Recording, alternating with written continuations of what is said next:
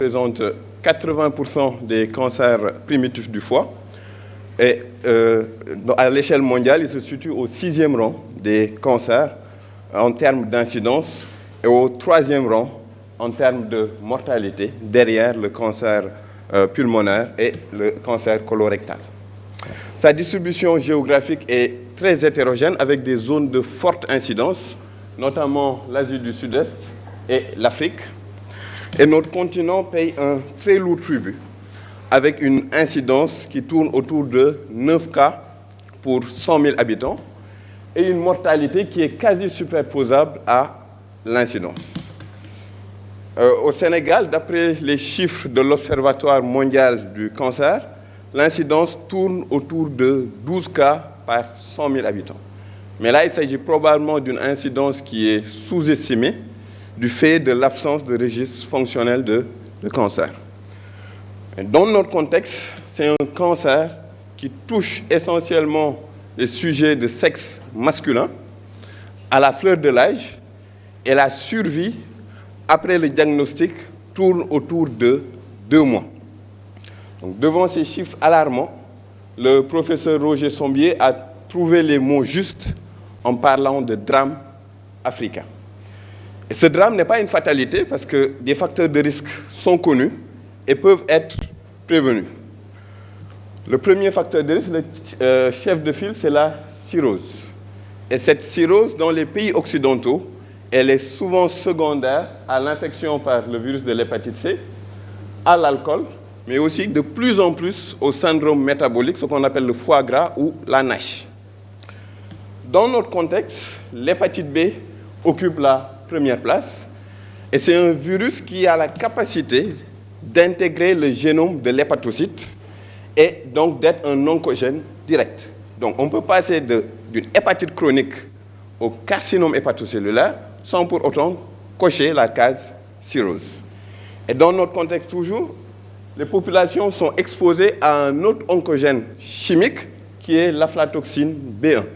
Et cette aflatoxine B1 agit en synergie avec l'hépatite B, et ceci explique la forte incidence des carcinomes hépatocellulaires en Afrique notamment. Et les études ont clairement montré la corrélation qu'il y a entre la charge virale élevée, supérieure à 1 million, même quand c'est supérieur à 1000, et l'incidence du carcinome hépatocellulaire. À 10 ans, on a une incidence qui tourne autour de 70%. Donc, pour diminuer l'incidence du carcinome hépatocellulaire dans notre contexte, il faut forcément lutter contre le virus de l'hépatite B, à travers notamment la vaccination. Et ceci a commencé au Sénégal. Donc, depuis 2016, les nouveau-nés sont vaccinés le jour même de la naissance. Donc nous espérons que d'ici quelques décennies, on notera une baisse importante de l'incidence du carcinome hépatocellulaire dans notre contexte. Mais d'ici là, nous devons faire face à la dure réalité. Cette dure réalité, c'est une incidence qui est très élevée, mais aussi un diagnostic qui est souvent tardif, devant une hépatomégalie tumorale, devant une altération de l'état général, devant une acide. Donc, en résumé, devant un carcinome hépatocellulaire qui est très évolué. Donc, à des stades où on peut proposer un traitement curatif et on peut espérer avoir des survies à 5 ans qui tourneraient entre 50% et 70%. Donc, lorsqu'on parle de dépistage, 2 questions se posent. Qui dépister? Comment dépister? Pour répondre à ces questions, nous nous sommes basés sur les recommandations des sociétés européennes, des sociétés américaines et des sociétés asiatiques.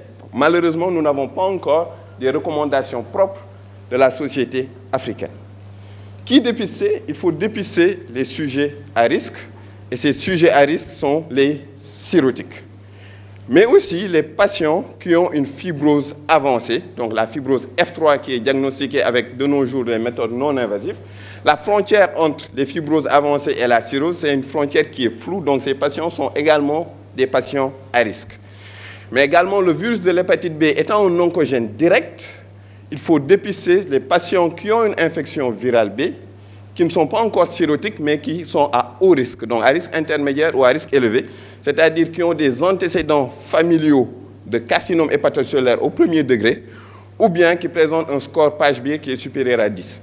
Donc le score PAGE-B, c'est un score qui a été développé chez des Caucasiens qui s'intéressent à l'âge, au sexe et au taux de plaquettes. Et lorsque ce score est supérieur à 9, on considère que ce patient est à risque intermédiaire élevé. Il faut l'intégrer dans les stratégies de dépistage. Comment dépister? Le dépistage est simple. C'est l'échographie semestrielle avec ou sans alpha-photoprotéine. Mais jamais alpha-photoprotéine seule. Parce que le taux d'alpha-photoprotéine a une sensibilité qui n'est pas très élevée, notamment pour les petits carcinomes hépatocellulaires.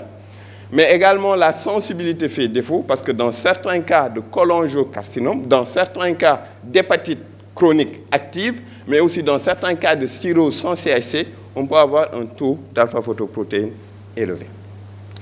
Lorsqu'on fait ce dépistage et qu'on tombe sur un nodule, qu'est-ce qu'il faut faire?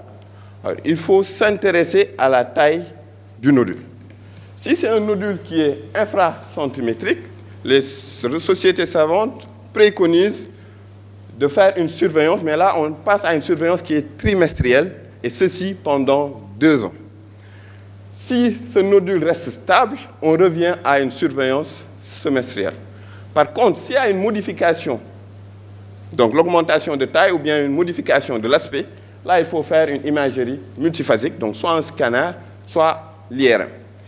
Il en est de même pour les tumeurs qui sont d'emblée, pour les nodules qui sont d'emblée supracentimétriques. Là, il faut les caractériser par une imagerie multiphasique. Et ce qu'on recherche, c'est un aspect typique de wash-in, wash-out. Si cet aspect est objectivé, le diagnostic de carcinome hépatocellulaire peut être posé sans pour autant faire l'histologie. Par contre, si cet aspect n'est pas typique, il faudra faire l'autre modalité d'imagerie, si c'était un scanner, faire l'IRM et vice-versa, ou bien effectuer une histologie. Les Américains sont allés plus loin en intégrant la classification LIRADS. Nous n'allons pas développer cette classification, ce sera l'objet d'une autre présentation. Mais l'idée globale, c'est de déterminer la probabilité que le nodule visualisé soit un nodule de CHC. Et dans les LIRADS 5, il s'agit effectivement d'un CHC confirmé. Donc le CHC, le carcinome hépatocellulaire, a cette particularité que le diagnostic peut être posé sans pour autant qu'on fasse l'histologie. Mais la radiologie n'est pas infaillible et l'histologie reste indispensable s'il s'agit d'un foie qui n'est pas un foie cirrhotique. Donc ces critères ne sont applicables que pour les foies cirrhotiques. Si la cirrhose n'est pas confirmée, s'il y a un doute, là il faudra réaliser la biopsie. De même, si à l'imagerie, l'aspect n'est pas typique d'un CHC. Mais aussi, il faut dire que de nos jours, avec l'avancée de la biologie moléculaire, également les thérapies ciblées qui prennent de plus en plus de place dans l'arsenal thérapeutique, cette biopsie va reprendre une place importante, même dans les formes typiques. Donc peut-être que dans les recommandations à venir, l'histologie redeviendra obligatoire. Une fois le diagnostic posé, il faut faire un bilan pré-thérapeutique. Et ce bilan pré-thérapeutique s'intéresse à 3 aspects: la tumeur, le foie sous-jacent et le patient. Donc pour la tumeur, il faut évaluer l'extension tumorale, d'abord par la clinique, mais aussi par l'imagerie. Quelle modalité? Ce qui est plus préconisé, c'est de faire l'IRM abdominal et une TDM thoracique. Mais également, une TDM thoraco-abdominale est possible. Le PET scan est en cours d'étude, ça n'est pas encore validé. Et l'alpha-photoprotéine, ici, a une place importante parce qu'il s'agit d'un marqueur pronostic. Plus son taux est élevé, il s'agit là d'un facteur de mauvais pronostic. Le carcinome hépatocellulaire survenant souvent sur un foie de cirrhose, il faut évaluer l'état du foie sous-jacent, sa fonctionnalité, notamment par les scores, le score de Child-Pugh, le score de MELD, mais aussi apprécier le degré d'hypertension portale et l'état général du patient par le statut OMS. Donc, au décours de ce bilan pré-thérapeutique, il faut évaluer le pronostic. Donc, différentes classifications sont proposées dans la littérature. Il n'y a aucun consensus, mais dans la majorité des sociétés savantes utilisent cette classification BCLC qui a l'avantage de prendre en compte les 3 aspects, c'est-à-dire la tumeur, l'extension tumorale, la fonctionnalité hépatique et l'état général du patient. Donc on part du CHC qui est très précoce, un nodule inférieur à 2 cm, état général conservé, fonction hépatocellulaire correcte. Au CIC qui est précoce, on a soit un nodule qui est supérieur à 2 cm ou 2 ou 3 nodules, mais dont aucun ne dépasse 3 cm. À partir du stade B, là, les choses commencent à se gâter. On a des lésions multinodulaires. Le stade C, on a l'invasion macroscopique vasculaire ou bien des métastases extra-hépatiques. Et le stade D, c'est le stade terminal où on a les fonctions hépatiques qui sont altérées, l'état général qui est altéré. Donc, après avoir diagnostiqué, évalué le pronostic, les dossiers doivent être discutés forcément en réunion de concertation pluridisciplinaire avec des hépatologues, des radiologues, des chirurgiens, des oncologues médicaux et éventuellement des radiothérapeutes. Donc, depuis le mois d'octobre, il y a une réunion de concertation pluridisciplinaire qui, à la base, était dédiée au cancer du tube digestif, mais de plus en plus, des cas de CIC sont présentés. Donc, depuis le mois d'octobre, 33 cas de CIC ont été présentés. Les 20 cas étaient à des stades avancés et pour certains, un traitement systémique a été proposé, 2 cas de chimio-embolisation et quelques cas de chirurgie. L'indication concernant les indications thérapeutiques, l'indication concernant les indications thérapeutiques, le traitement est bien codifié, le traitement est bien standardisé. Pour les CIC au stade précoce, on peut préconiser un traitement curatif, résection, transplantation ou destruction percutanée. Pour les stades intermédiaires et les stades avancés, le stade B, c'est la chimio-embolisation qui est plus préconisée, mais la radio-embolisation et les traitements systémiques peuvent également être proposés. Lorsqu'il y a un envahissement au niveau vasculaire, la chimio-embolisation n'est plus indiquée dans ce cas, la radio-embolisation et les traitements systémiques. Et pour les BCLC-D, là, c'est un traitement symptomatique, donc des soins de support. Les cas très précoces, deux possibilités pour les BCLC-0, c'est la destruction percutanée ou la résection chirurgicale. Du fait de la rareté des greffons en Occident, pour ces cas très précoces, la transplantation hépatique n'est pas indiquée, ceci pour préserver les greffons. Alors, qu'est-ce qu'il faut prendre entre destruction percutanée et résection chirurgicale? Cette méta-analyse a comparé en face-to-face l'hépatectomie, donc la résection, contre la radiofréquence chez ces patients qui ont des tumeurs inférieures à 2 cm uniques. Et on voit que les courbes de survie sont superposables. Ça signifie que aussi bien la résection chirurgicale que la radiofréquence sont efficaces avec des survies à 70% pour ces patients qui ont des lésions inférieures à 2 cm qui sont uniques. Pour les stades précoces,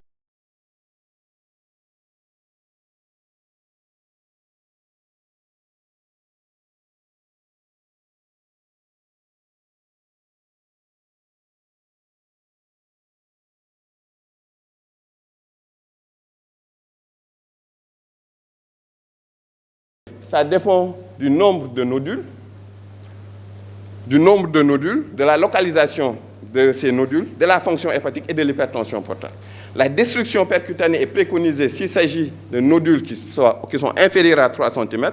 Si on a plusieurs nodules qui sont localisés dans des zones éloignées, si la fonction hépatocellulaire est légèrement diminuée, mais elle est bonne, et s'il y a une hypertension portale. Par contre, la résection au-delà de 3 cm, la résection fait mieux que la radiofréquence.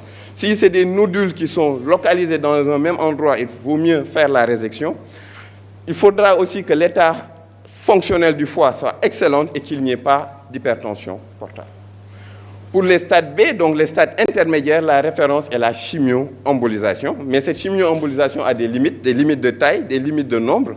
Et dans ce cas, les options, c'est la thérapie systémique et de plus en plus la radio-embolisation. Et cette radio-embolisation, dans le cadre de cette radio-embolisation, la thrombose vasculaire n'est pas une contre-indication. Et c'est pour ça que cette radio-embolisation est préconisée aussi dans le cadre des BCLC, donc atteinte hépatique diffuse, envahissement vasculaire et éventuellement envahissement extra-hépatique. Et concernant les thérapies systémiques, c'était le sorafenib pendant plusieurs années, depuis 2008, qui était au devant du tableau.